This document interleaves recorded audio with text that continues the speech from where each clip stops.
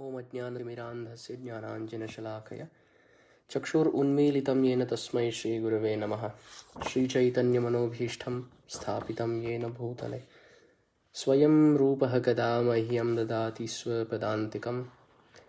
वन्देऽहं श्रीगुरोः श्रीयुतपदकमलं श्रीगुरून् वैष्णवांश्च श्रीरूपं साग्रजातं सहगणरघुनाथान्वितं तं सजीवं साद्वैतं सावधूतं परिजनसहितं कृष्णचैतन्यदेवं श्रीराधा कृष्णपादान् सह गणललिता श्रीविशाखान्वितांश्च।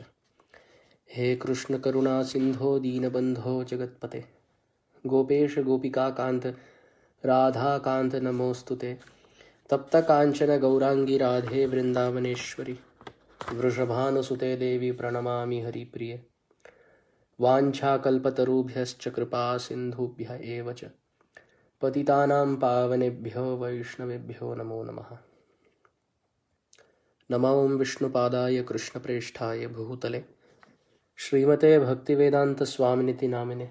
नमस्ते सरस्वते देवे गौरवाणी प्रचारिणे निर्विशेषशून्यवादी पाश्चात्यदेशतारिणे। जय श्री कृष्ण चैतन्य प्रभु नित्यानंद श्री अद्वैत गदाधर श्रीवासादि गौर भक्तवृंद। हरे कृष्ण कृष्ण कृष्ण हरे हरे, हरे राम राम राम हरे हरे। हरे कृष्ण कृष्ण कृष्ण हरे हरे, हरे राम राम राम हरे हरे। हरे कृष्ण कृष्ण कृष्ण हरे हरे, हरे राम राम राम हरे हरे। गुरवे गौरचंद्राय राधिकाय तदालये कृष्णाय कृष्णभक्ताय तद्भक्ताय नमो नमः। मूकं करोति वाचालं पंगुं लंघयते गिरिं यत्कृपातमहं वन्दे श्रीगुरुं दीनतारिणं परमानन्दमाधवं कृष्णचैतन्य ईश्वर। Hare Krishna. I welcome all the devotees to another session 40 of our ongoing series on Gajendra Katha, studying the Srimad Bhagavatam from the 8th volume, the 8th canto. We are currently in chapter 4, entitled Gajendra Returns to the Spiritual World. We covered up to text 6 that day, so I'll quickly read the translations for the first 6 verses of this chapter, and then we will continue today's discussion. So translation for text 1 to 6 of chapter 4. Sri Shukdev Goswami said, when the Lord delivered Gajendra, king of elephants, all the demigods, sages and Gandharvas headed by Brahma and Shiva, they praised this activity of the Supreme Personality of Godhead and showered flowers upon both the Lord and Gajendra. There was a beating of kettle drums in the heavenly planets. The inhabitants of Gandharva Loka began to dance and sing, while great sages and the inhabitants of Charana Loka and Siddha Loka offered prayers to the Supreme Personality of Godhead Purushottama. The best of the Gandharvas, King Hu, having been cursed by Devala Muni, had become a crocodile. Now, having been delivered by the Supreme Personality of Godhead, he assumed a very beautiful form of a Gandharva. Understanding by whose mercy this had happened, he immediately offered his respectful obeisances with his head and began chanting prayers just suitable for the Transcendental Lord, the Supreme Eternal, who is worshipped by the choicest verses. Having been favored by the causeless mercy of the Supreme Personality of Godhead and having regained his original form, King Hu circumambulated the Lord and offered his obeisances. Then in the presence of all the demigods headed by Brahma, he returned to Gandharva Loka. He had been freed of all sinful reactions. And now in text 6, Prabhupada's translation.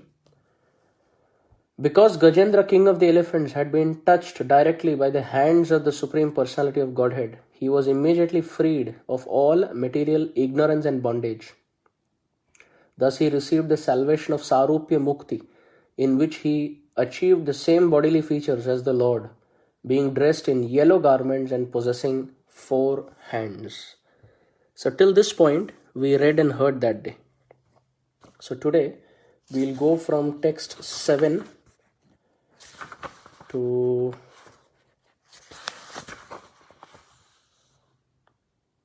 to next, I think about 4 or 5 verses we'll go today.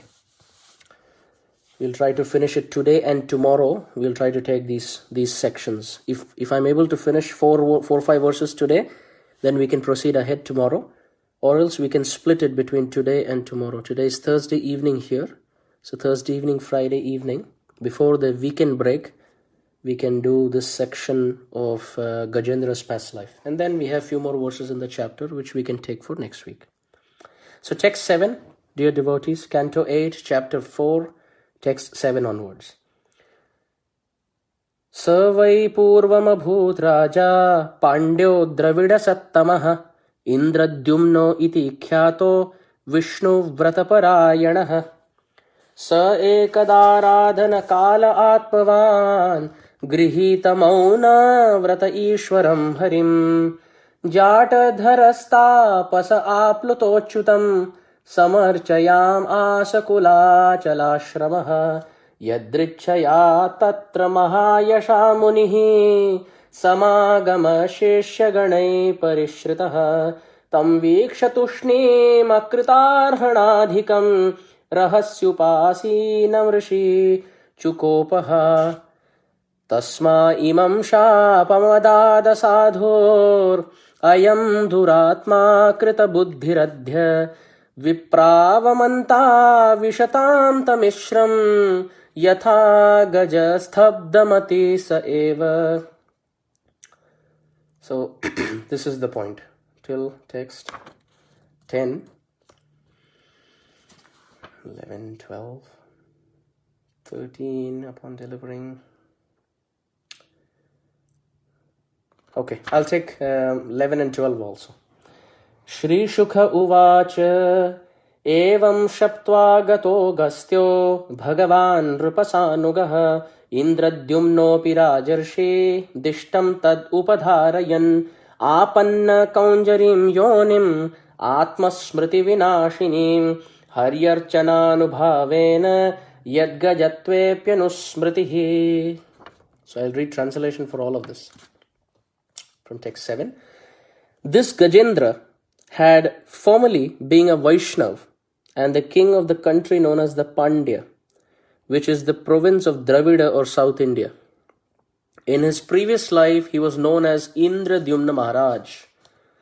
Indradyumna Maharaj retired from family life and went to the Malaya hills, where he had a small cottage for his ashram.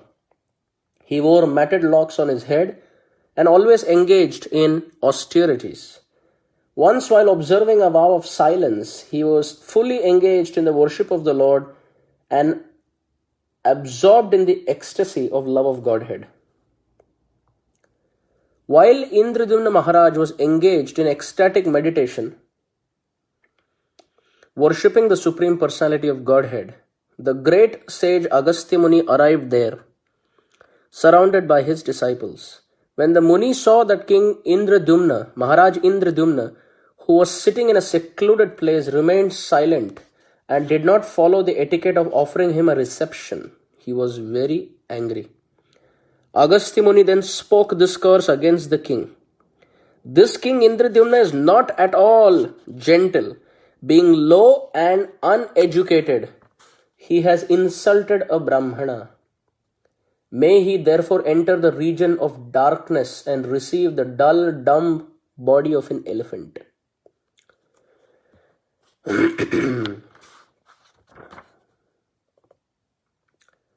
Translation for 11 and 12. Shukadev Goswami continued, My dear king, after Agastya Muni had thus cursed King Indradyumna, the Muni left that place along with his disciples. Since the king was a devotee, he accepted Agastya Muni's curse as welcome because it was the desire of the Supreme Personality of Godhead. Therefore, although in his next life he got the body of an elephant, because of devotional service, he remembered how to worship and offer prayers to the Lord. So this is the section of King Indradyumna retiring from his reign as the king, going into the forest in seclusion and trying to meditate on the Supreme Lord. It's interesting how King Indradyumna has been described by Shukadev Goswami. Shukadev Goswami gives many adjectives for King Indradyumna. He says King Indradyumna was very austere, tapasa, and at the same time Jatadharas. Jatadhara means he had matted locks, which naturally the inference is he was very detached. Very detached. So you grow hair, matted hair. The sadhus grow matted hair because they're not interested as to how they look. Either they shave up completely and keep a shika and we don't grow hair, or we grow hair and we don't cut it. That's how, not for us at least, for grihasthas, but for those in the renounced order of life. In our organization, Srila Prabhupada has made it very clear that we keep it very clean and relatable to society. But the sages, generally, they either shave up completely or they grow their hair so that it becomes dreadlocks and matted locks. So either way, they are not concerned about styling their hair or fashionable presence in society. So Jatadhara, you see in text 8, the adjective Jatadhara, which means matted locks, it naturally infers the first quality of King Indradyumna, that he was very detached. And second quality is Tapasa, which means he was very austere. And at the same time, he has described how King Indradyumna would worship the Supreme Lord with Mauna Vrata, which means silence. He was very controlled in his speech. For someone to have Maun Vrata, not to speak a word all day, it needs a great level of sense control, because our tendency is to speak on every single thing that's happening around. We love to give opinions even when not asked. Love to give advice and guidance even when not asked. Again, I'm speaking from my personal example. That is what sometimes on sincere introspection I feel, that we never repent for keeping quiet. But most of the times the repentance is, I shouldn't have spoken at that point.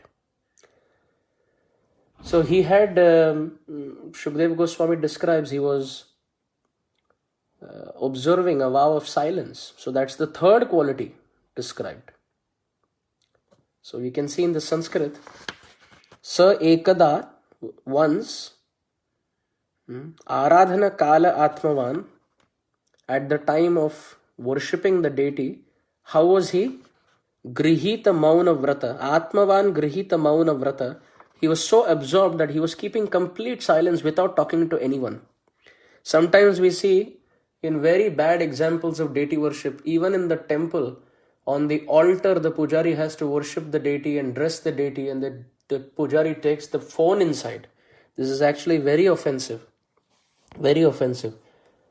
When I was in ISKCON Boston, our head pujari there, Mother Indulekha Devi, was very strict about this principle, that pujaris should not talk on the altar, because she was personally trained through deity worship courses in Mayapur under Jananivas Prabhu, Pankajangri Prabhu and other senior devotees.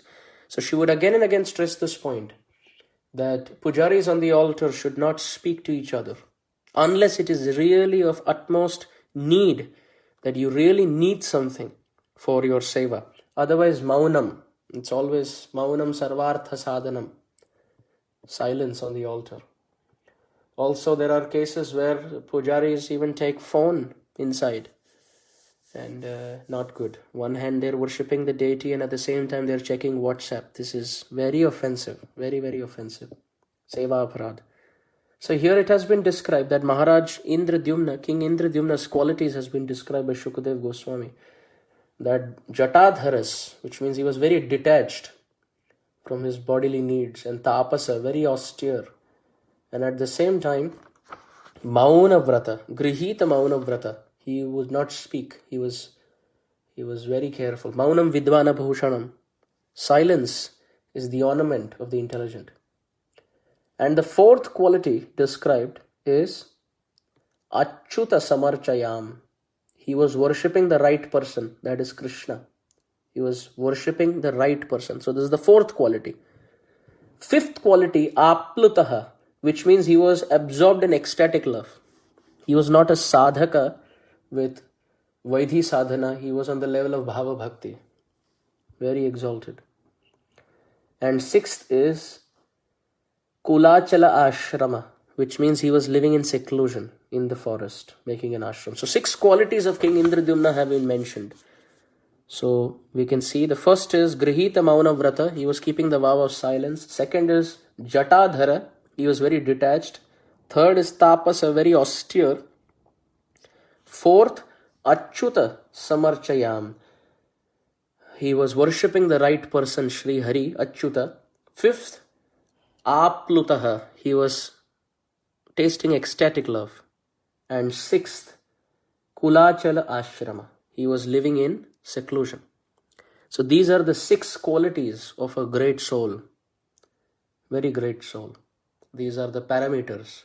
How detached is a person from material objects, gross and subtle attachments? How much has he overcome? How austere is he in his eating, in his sleeping, in other things, sadhana bhakti? Is he worshipping the right person? Is he speaking too many mundane things? Is he having genuine affection and love for the Supreme Lord? And how much does he love to associate with the devotees and keep away from bad association? So these are the 6 parameters devotees can take notice of that Shukdev Goswami describes King Indradyumna to have. Actually, in the Chaitanya Charitamrita, very beautifully it has been described. When Raghunath Das Goswami was going to Jagannath Puri, he was actually going from forest to forest on his way to Jagannath Puri to find Chaitanya Mahaprabhu. He was going from forest to forest without food, without water, without shelter. He had no guarantee of what food, what water, what shelter, but he was just running. And at that time, Kaviraj Goswami says, Krishna Pada Padma Gandha Jai Jana Pai Brahma Loka Adi Sukha Tara Nahi Bhai Grame Grame Patha Chhadi Jaye Vane Vane Kaya Mana Vakya Chinte Chaitanya Charane Bhakshana Apeksha Nahi Samasta Divasa Gaman Kshuda Nahi Bade Chaitanya Charana Prapte Man. That Kaviraj Goswami is explaining that Raghunath Das Goswami had only one thought. Bhakshana apeksha nahi. He had no desire that where I will find food. When we make travels, we first make sure that the prasadam is arranged. But Kaviraj Goswami says, Bhakshana apeksha nahi. Raghunath Das Goswami had no apeksha, no expectation of where he will find food. And samasta divasa gaman. All day and night he was just walking. And kshuddha nahi bade. However, his hunger and thirst was not affecting him. Why? Chaitanya charana prapte man. Because his mind was always absorbed that when will I find the lotus feet of Chaitanya Mahaprabhu? Kaviraj Goswami therefore says, Grame grame pata chhadi jaye vane vane. Instead of going through the villages, he left that path and he was running through the forests because he was scared. The village path is easier to find, so he will be spotted by his family. So grame grame pata chhadi, giving up that path of the village, jaye vane vane, he was running through the forests. And kaya mana vakya chinte chaitanya charane. And kaya through body, mana through mind, and vakya through words, chinte, he was only meditating, when will I get the feet of Chaitanya Mahaprabhu? And therefore Kaviraj Goswami says, Krishna Pada Padma Gandha Jai Jana Pai.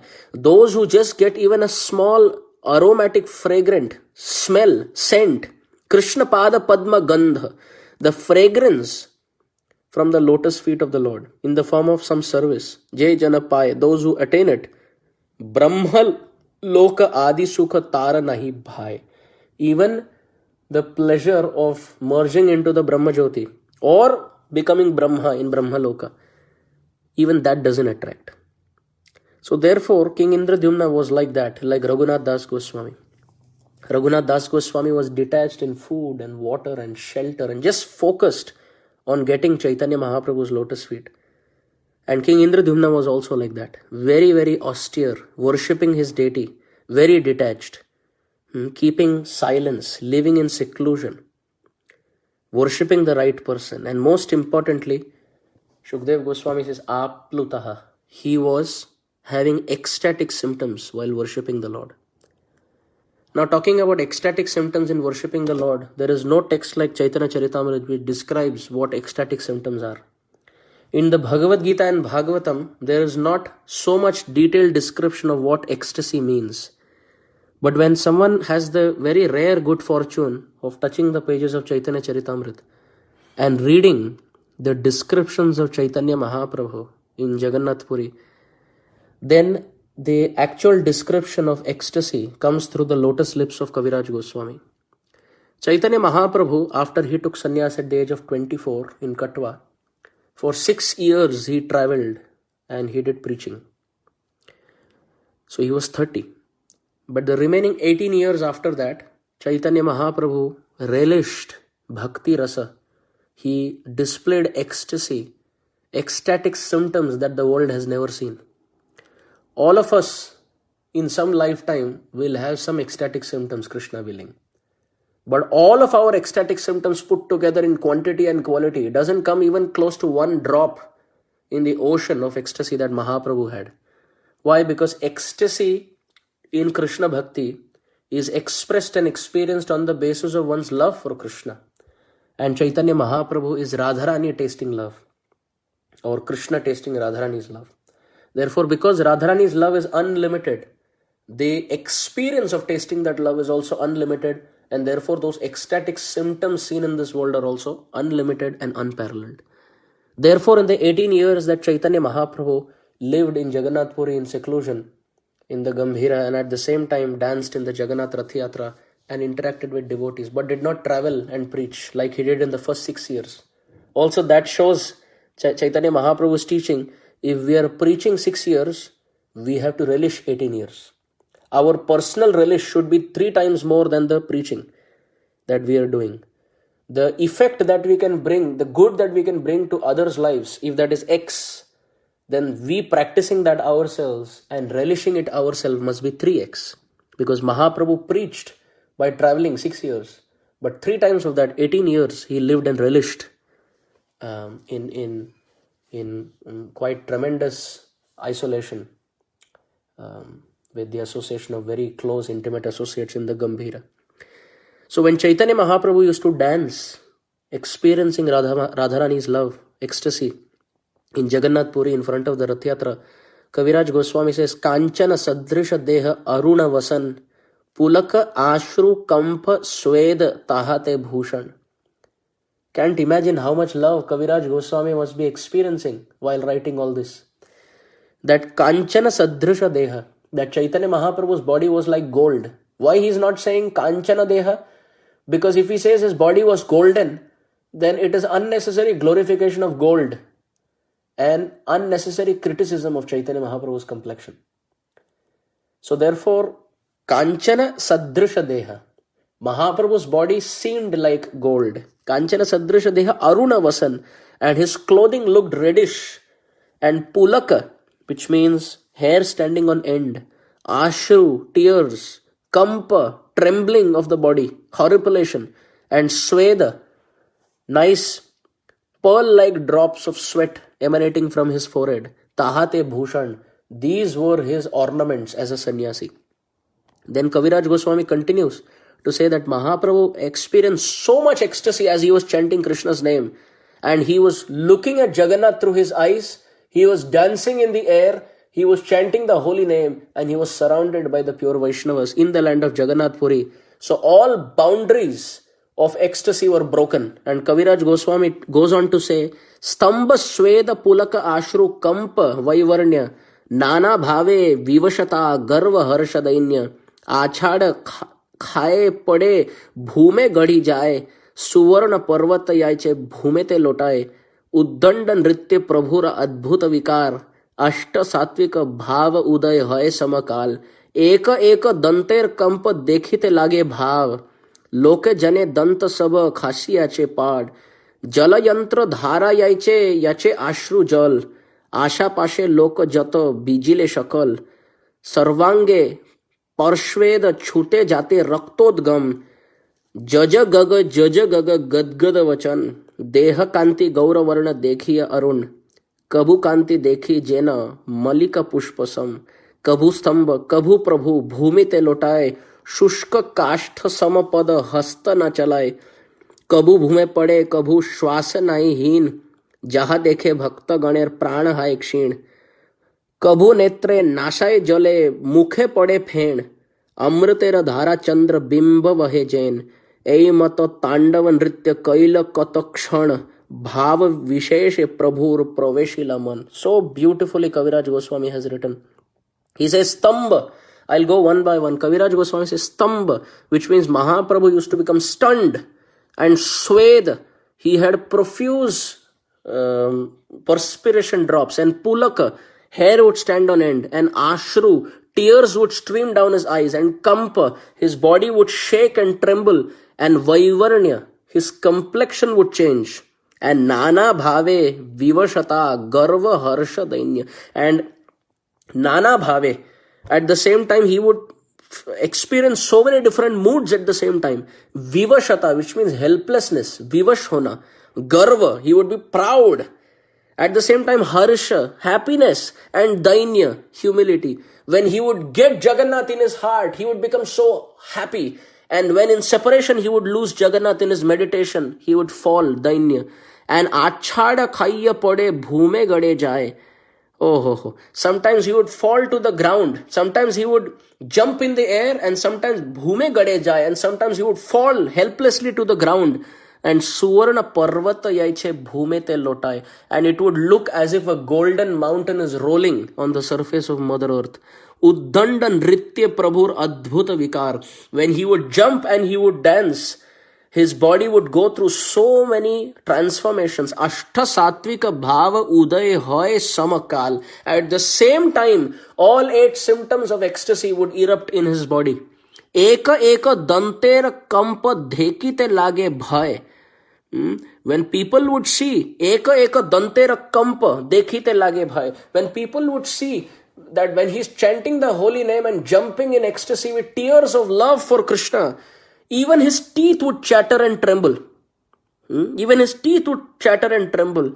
And at that time, people would feel so scared. Loka jane danta shava khashiya padai. They would think now anytime their teeth will fall. And jalayantra dhara yache vahe ashru jal. His eyes were as if they were squeezing syringes. There were 5 streams of tears coming down each eye of Mahaprabhu. Left eye and right eye, wetting his cheek, wetting his throat. And at the same time, his eyes were like syringes. The tears were going straight, washing the lotus feet of Jagannath on the Rath. So much. His tears were streaming so much that Kaviraj Goswami says, Jala yantra dhara. Jala yantra, as if it was a pichkari, as if it was a syringe. And dhara, there were streams. Vahe ashru jal. Oh, so much tears that Asha Pashe Loke Jato Bhijile Shakal. And Asha Pashe, all the people to the right and the left and all sides, Bhijibe Shakal. People were getting drenched in the tears of Chaitanya Mahaprabhu as if it was raining.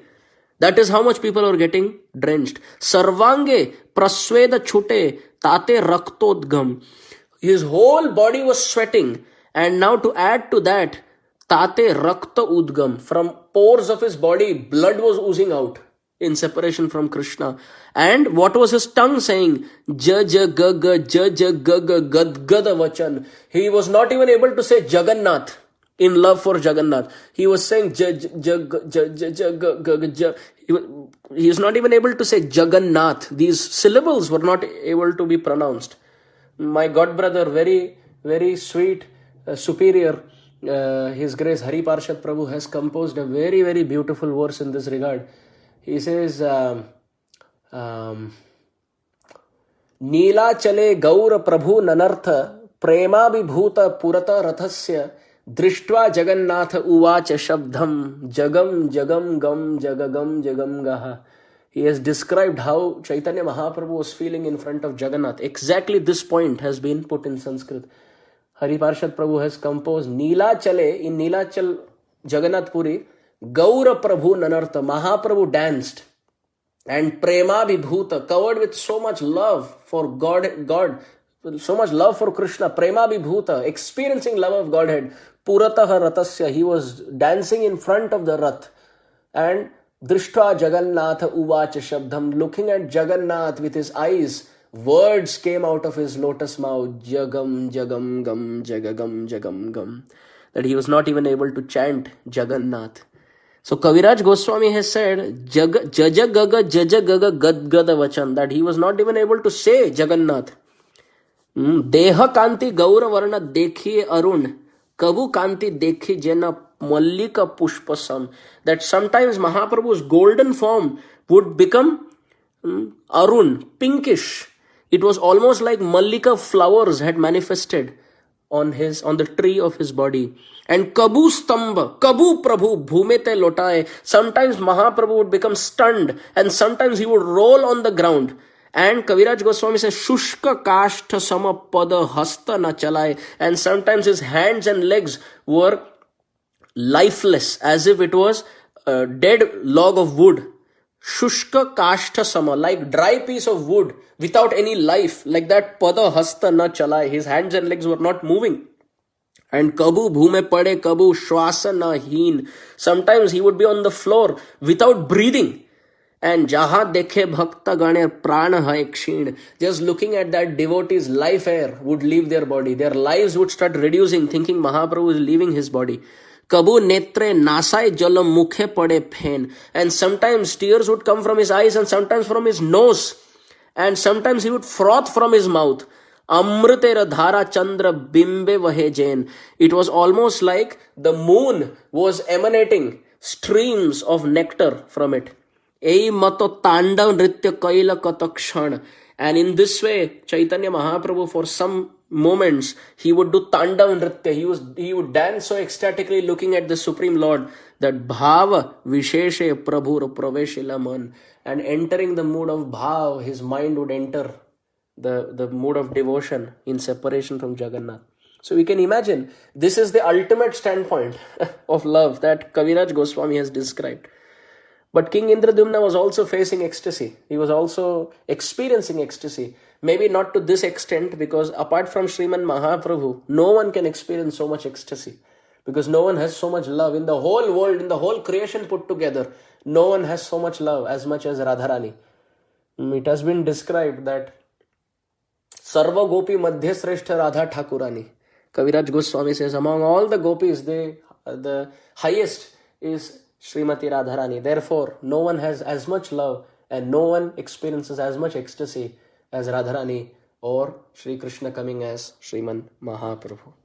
So King Indradyumna here, I went to Chaitanya Charitamrita by reading that line that Indradyumna Maharaj, King Indradyumna, he also experienced ecstasy like that. So Shukdev Goswami has described very beautifully that King Indradyumna was detached and austere and ecstatic, lived in seclusion, worshipped the right Lord. Even the method was worshipped. The Samarchayam is also perfect. Today is the appearance of Shri Radharamanju, and Gopal Bhatta Goswami, the dear worshipper of Radharamanju, in his Satkriya Sar Deepika, has said very beautifully that the difference between idol and deity or vigraha is that when the form is imaginary and the method is speculative, like you worship any form and you worship them the way you want, then it is an idol. But when that is authentic, then that is Shri Vigraha. So that is very important like that. One time Srila Prabhupada, when he came to Australia, New Zealand, in the southern hemisphere, when one of those places when Prabhupada came for darshan, Prabhupada looked, and so I'll just give you a background history. It was a small altar, and devotees they were very ecstatic to fit many deities there. So only one set of deities, you could have either Jagannath, Baldev, Subhadra, or you could have Gaur Nitai. But devotees were ecstatic to have both sets of Jagannath, Baldev, Subhadra and Gaur Nitai at the same time. But you couldn't have kept them side to side because it was a small altar. So what devotees did, what they kept one deity ahead and one deity behind. And interestingly, they made a rotating altar. So when Prabhupada saw the deities, he saw that this was Gaur Nitai and he offered obeisances. But when he got up, he saw it was Jagannath. So Prabhupada said, what is happening? Am I mistaken or what is happening? So devotees at that time said, no, we have a rotating altar. So at one time it is Gaur Nitai ahead and one time it is Jagannath. So Prabhupada said, what is this? This is deity or some rolling stone? what kind of deity worship is this? So when deity worship is not authentic, according to the deity, form may be correct, but if our method is frivolous and speculative, then that is not proper deity worship. But here it has been described that King Indradyumna, he worshipped his deity perfectly. And at the same time, because he lived in seclusion, he had perfect sense control. And seclusion also means no conflict with anyone, no offense to any Vaishnava. So this was like the perfect scene for King Indradyumna to get the spiritual realm. You see, he has all the qualities, he's having ecstatic symptoms, so he's probably just a few steps away from getting the lotus feet of the Supreme Lord. But in text 9, it starts with the word Yadrichaya. And this word has been used in the Bhagavatam many times. Yadrichaya means by will of providence, or let's say by Krishna's sweet will. Yadrichaya. Yadrichaya. So what happened, Yadrichaya? Suddenly, there was a twist in the story. What happened? Agastya Muni came there. Tatra Mahayasha Munihi. The very famous Muni, Agastya Muni came there. And he didn't just come there, he came Shishya Ganaihi. He came with Parishritaha, with all his disciples around him, he came. So now he was not invited there, but he came on his own. Yadrichaya. Either Yadrichaya can go to him, that he came on his own sweet will, or ultimately, it was Krishna's sweet will that he came there. So he saw that King Indradyumna was worshipping the deity, and this was very, very nice. You see how Shukdev Goswami describes? Shukdev Goswami has described King Indradyumna with so many adjectives that we just discussed. So that is Shukdev Goswami's vision. Now you will see in text 10, the vision of Agastya Muni. Agastya Muni saw King Indradyumna worshipping the deity, and Shukdev Goswami describes King Indradyumna as being sense-controlled, by being ecstatic, by being detached, by being austere, etc., etc. But Agastya Muni had exact opposite viewpoint. Agastya Muni in text 10, he sees King Indradyumna and look at the adjectives used. The first adjective used is asadhu. Asadhu, which means he was ill-behaved. He didn't have proper behavior. And second adjective used is duratma. Duratma means he was fallen. He was very degraded, polluted. And third was akrita buddhihi. Akrita buddhihi means literally less intelligent or foolish. And the fourth, vipravamanta. Vipravamanta means offensive. He was an insulter. So look at Shukdev Goswami's adjective. Shukdev Goswami says that King Indradyumna was grihita mauna vrata, which means he was very silent. Jatadharas, he was very detached. Tapasa, very austere. Apluta, ecstatic. Achyuta samarchayam, he was worshipping the right Lord with the right mood. And Kulachala ashrama, he was living in seclusion without criticizing anyone, with sense control. And now Agastya Muni has Tasma imam shapam adad asadhu ayam duratma krita buddhiradhya vipravamanta vishatam tamishram yatha gajasthabda mati saeva. And he has used adjectives like asadhu, duratma, akrita buddhi, vipravamanta. So this is classic example of circumstantial misunderstanding. Agastya's viewpoint of King Indradyumna was, he should have welcomed me. Because the Bhagavatam says, Natad bhakteshu chanyeshu tad bhakta prakrita smitaha. When a devotee is worshipping the deity, he has faith in Krishna, but he doesn't have faith. He doesn't have very wonderful relationships with the devotees. You see, it's easier to worship the deity than worship the devotees. Because irrespective of however you dress the deity, whenever you dress the deity, whatever you feed the deity, whenever you wake him up, whenever you put him to sleep, whatever you sing for him, the deity has no problem. He never gives any reciprocative feedback. But that's not the same for devotees. When we are serving devotees, when we are with devotees, sometimes we get some reciprocative feedback when things are improper, and sometimes even when they are proper. So Bhagavatam says, when we are able to serve the deity properly, but we don't have the vision of Krishna's presence in the heart of the Vaishnavas, then that is Kanishta Adhikari. Madhyam means he can see Krishna in the deity and he can see Krishna in the devotees. And Uttam means he can see Krishna in the deity, he can see Krishna in the devotees, and he can see Krishna in the non-devotees, and he can see Krishna between the devotees and non-devotees and in all species. That is Uttam. So depending on the expansive nature of our consciousness and our vision, our spiritual standing has been ascertained in the Bhagavatam. So when we can worship the deity well, but we don't take care of the devotees properly, then that is considered to be Kanishta Adhikari. So Agastya Muni saw this, that he was worshipping, King Indradyumna was worshipping the deity, but he did not welcome Agastya Muni. He did not welcome the followers of Agastya Muni. And this Agastya Muni thought was not right. What is the use of worshipping Krishna but ignoring? Because ignoring a Vaishnava is considered to be not a saintly quality. Hanti nindanti vai dveshti Vaishnava nabhinandati kridhyate yati no harisham.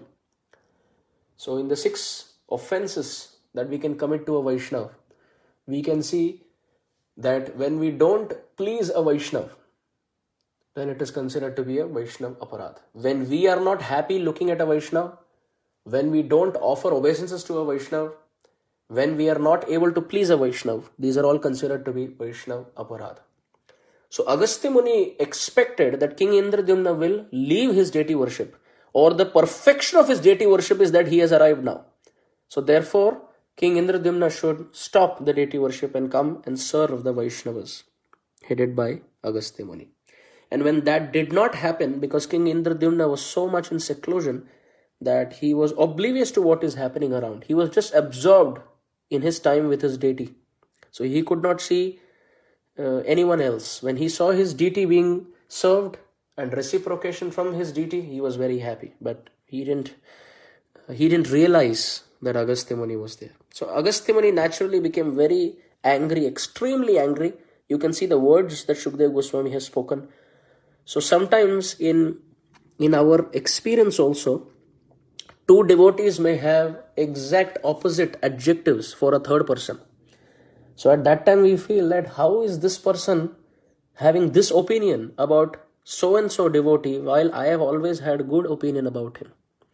So therefore it depends on the consciousness. Agastya Muni's consciousness is different from the consciousness of Shukdev Goswami.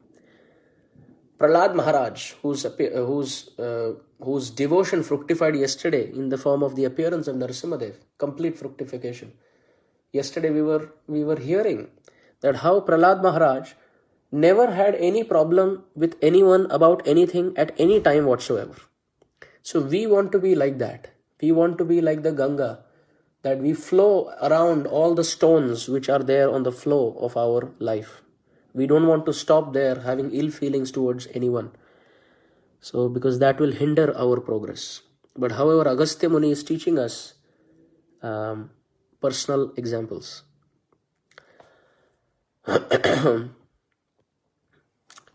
Also, it is interesting to note, why would Krishna do something like this to King Indradyumna? King Indradyumna has been serving Krishna with so much love. Why would Krishna suddenly bring in such a twist? Because it's not just Agastya Muni feeling some displeasure in his heart. He ends up yatha shapam, tasma imam shapam adat asadhu, and yatha gajastabda mati sa eva. Agastya Muni is thinking that King Indradyumna, you are sitting in one place, very dull-headed like an elephant. You might be very strong in your position as the king. You might be very absorbed in whatever you are doing, but you are stabda mati, which means you are dull-headed. You don't know at a time of a fork which option to pick. Sometimes when we're driving a car, we come to a fork and we get confused. Should I take right or should I take left? And when we take the wrong turn, we may still reach our destination, but we'll be delayed by a few minutes. So that is exactly what happens even in spiritual life. Those who are sharp in their intellect, they can decide which one to take. But sometimes when we are confused as to which path to take and we take a wrong turn, we still reach the lotus feet of Krishna, but we may be delayed by a few lifetimes. But that happens to sadhakas like us because we don't know which turn to take. But for great souls like King Indradyumna or Bharat Maharaj or any of these great souls who had a delay in their going back home, back to Godhead, we must understand they were not confused, but they were being dictated by the Paramatma to act in a certain way. So Krishna on purpose was bringing in twists in their life and then directing them a certain way so that he can teach the world wonderful lessons. This has been the common thread in the Bhagavatam also. Krishna loves to bring in twists in the life of all devotees. Therefore, he is not just the supreme personality of Godhead. He is not just the supreme perfection of Godhead. He is also the supreme personality of inconceivable unpredictability. This is the Supreme Lord. Parikshit Maharaj, Vishnu Ratena Samprashto Bhagavan Vadarayanim. Parikshit Maharaj was in the womb of his mother. And he saw the Supreme Lord protecting him in the womb. Therefore, he got the name Vishnu Rata. He who is protected by Vishnu in the womb. So no one can imagine that such a person will land in trouble after he is appearing in this world. We are all performing bhakti so that we stay away from trouble. But Parikshit Maharaj, after having darshan of Krishna in the womb, he gets into trouble. What is the trouble? In the peak of his youth, he is cursed to die in 7 days.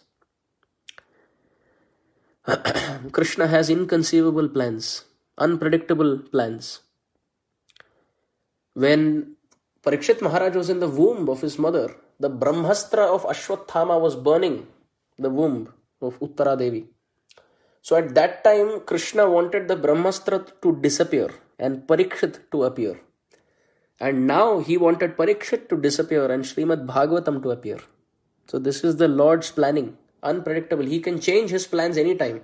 And those who are surrendered to his will, they have no problem in moving with his plan. So Parikshit Maharaj, being a pure devotee, he was cursed, and that brought out the Srimad Bhagavatam's glory in human society. Another example is Chitraketu Maharaj. Chitraketu Maharaj was liberated, but then by the Supreme Lord's inconceivable, unpredictable planning and sweet will, Mother Parvati curses Chitraketu Maharaj that you will become a demon. So he who was Vaikuntha born, he was almost gone, heading towards Vaikuntha. Now his GPS destination route was changed and he was born as Vritrasura.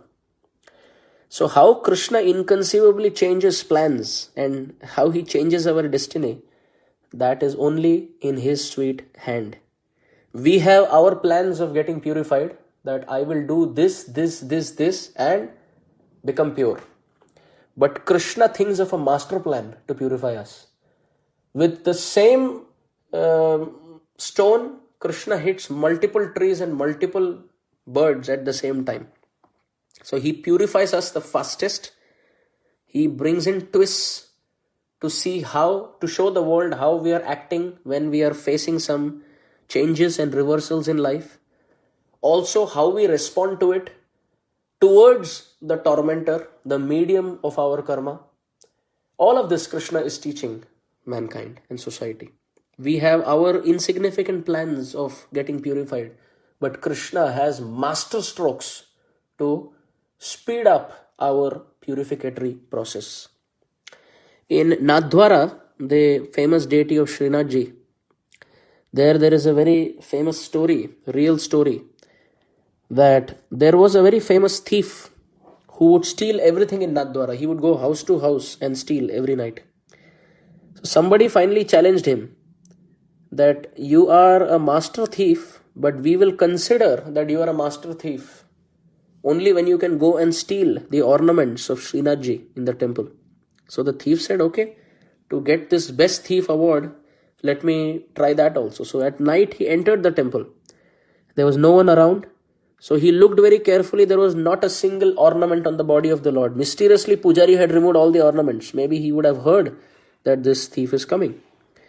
So there was no ornament. So the the thief started thinking, how do I steal now? There is no ornament.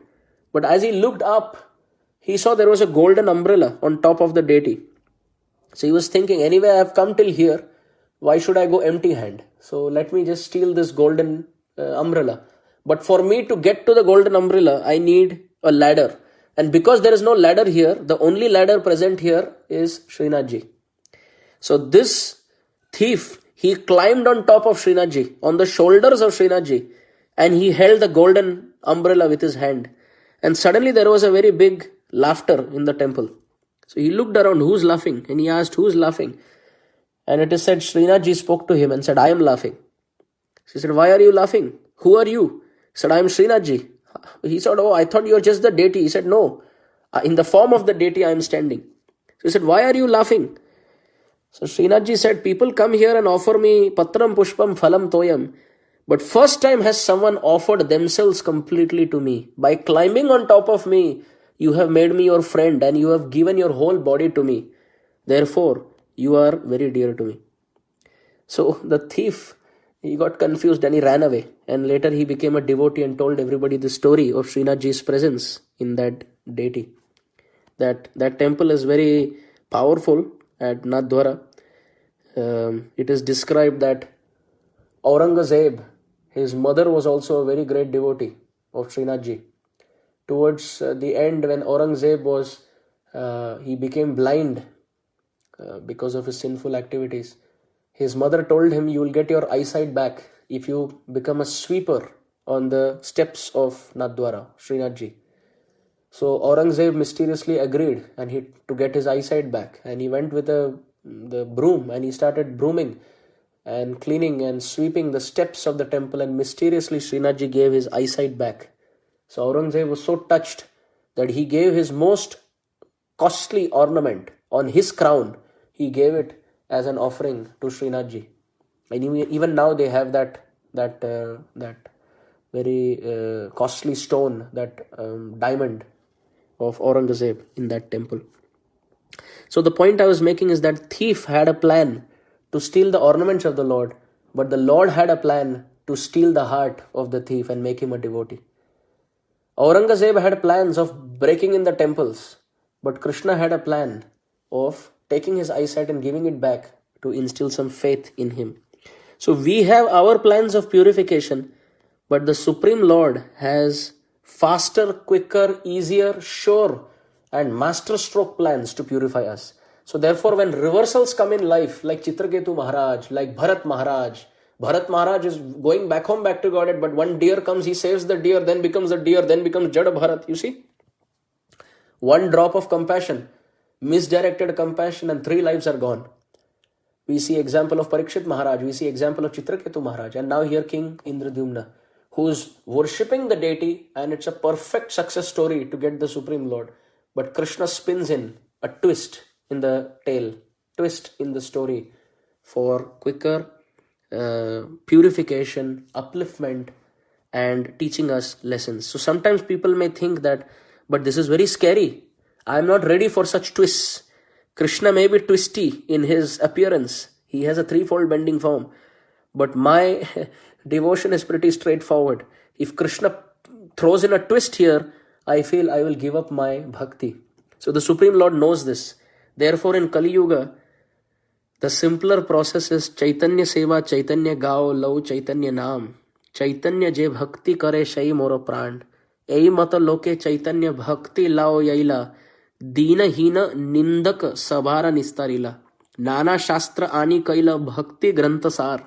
Moodha adhama janera teho karila nistar.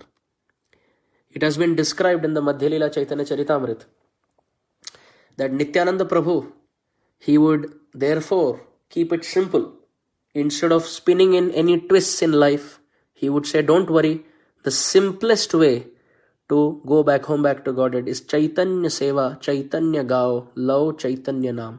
Just serve Chaitanya Mahaprabhu, sing about Chaitanya Mahaprabhu, chant the names of Chaitanya Mahaprabhu, and Chaitanya Je Bhakti Kare Sei Mora Pran. Nityananda Prabhu would say, those who worship Chaitanya, they become my life and soul. And in this way, Ei Mata Loke Chaitanya Bhakti Lao Yaila. In this way, Chaitanya Bhakti was spreading in this world. And Dina Hina, the fallen, undeserving, Nindaka, blasphemer, Sabara Nistarila, all of them got uplifted by the mercy of Chaitanya Mahaprabhu. And Nana Shastra Ani Kaila Bhakti Granthasar, even Rupa and Sanatan, when they Nana Shastra Ani Kaila Bhakti Granthasar, when they gave the essence of all the Shastras in their Bhakti Shastras, that was only aimed towards Moodha Adhama Janera Teho Karila Nistar, to uplift the foolish and fallen souls of Kali Yuga. So Krishna has inconceivable twists in the tale of uplifting us, but in Kali Yuga, everything becomes favorable by Sriman Mahaprabhu's mercy. So by chanting the holy name, taking shelter of Mahaprabhu, hearing Hari Katha, accepting prasad, and serving Vaishnavas, by doing these 5 things of chanting the holy name, taking shelter of Chaitanya Mahaprabhu, hearing about Hari, honoring prasadam, and serving Vaishnavas selflessly without criticism, these 5 things will bring in a positive approach during the twists in this tale. Impossible becomes possible. You see, in the Treta Yuga, Ravana's army was so sophisticated. Human beings and demons with nice strategy, nice weapons, well trained. And Ram's army, monkeys, animals, bear, squirrel, sparrows, and sticks and stones were the arms and ammunitions, and no strategy, because for a strategy you have to sit together and monkeys don't sit together. So the Lord won over Ravana with an army of monkeys with no arms and ammunitions except sticks and stones and no strategy. Why? This shows that even if we are not at advantage, if we take complete shelter of Sri Ram, if we take complete shelter of devotion, then we can twist the tale, even if it is impossible. So what was impossible in Satya, Treta and Dwapar has become possible in Kali Yuga. So even if the Supreme Lord has inconceivable plans and throws in twists in the tale so that we can make faster progress, and if we are scared, we can still be protected if we go the Chaitanya Mahaprabhu route, because we can accept that we are like monkeys and Chaitanya Mahaprabhu is our Ramchandra, and by taking shelter of him, we can make advancement. Now at this point, that the curse is taking place and Agastya Muni is cursing King Indradyumna to become a dull-headed elephant, Srila Prabhupada in text 11 gives an amazing point in text 11 and 12. I'm sorry. In this purport, 11-12 purport. It is an amazing section. It is really, I'm saying the whole section, this is one of the most standout purports. So we are meeting tomorrow night again from 7 to 8 in the evening. So I have a humble, a kind request, if devotees can read this purport and mark the points that you think you could catch. Tomorrow night we will discuss what was the thought process of King Indradyumna to this curse of Agastya Muni. Twists and tales are coming in our life, but how we take it, it shows the depth of our spiritual journey. So King Indradyumna, after worshipping the deity, what did he gain and how he faced this curse, that we will see tomorrow night, Friday night, just before the weekend, so that next week again we can see many more beautiful points from this chapter of the 4th chapter of the 8th canto of Srimad Bhagavatam. Gaur Premanande, Hari Hari Bol. Srila Prabhupada ki Jai.